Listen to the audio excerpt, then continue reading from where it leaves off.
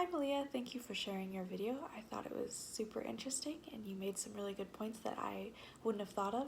For instance, you talked about how your informed consent form that you chose to read said that counselors would only be sharing information about clients to their supervisors, and you took this to mean that they weren't consulting with other professionals and that they're missing out on a lot of wisdom and opportunity to benefit their client because no counselor will be perfectly equipped to deal with the diversity that they may face in any given client, which I think is a great point, something to consider.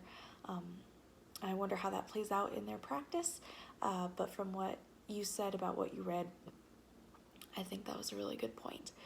The other thing that you mentioned that I thought was interesting was that the informed consent form that you chose was short and easy to read and understand, so you felt that any client who might be signing this would be more likely to read it all the way through and understand everything they were reading.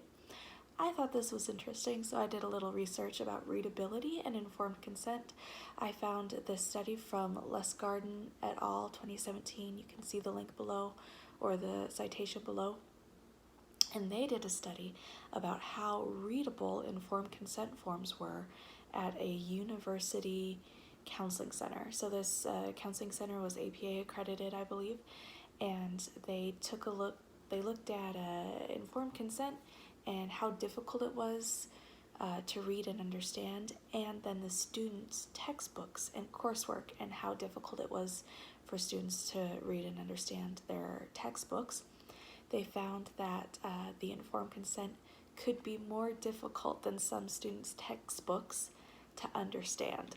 So the coursework that they were given was of a more understandable level or a more accurate level perhaps for their intellectual abilities at the time than the informed consent that they were asked to sign before entering the client-counselor relationship.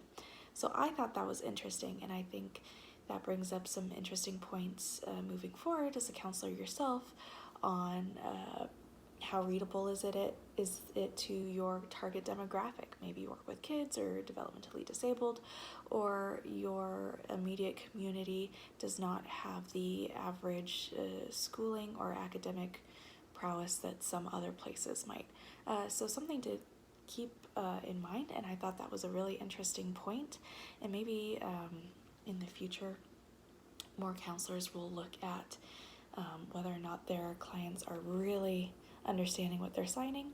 I think something to think about concerning that idea is if the clients are encouraged to ask questions about what they're signing before they're signing it. Thank you.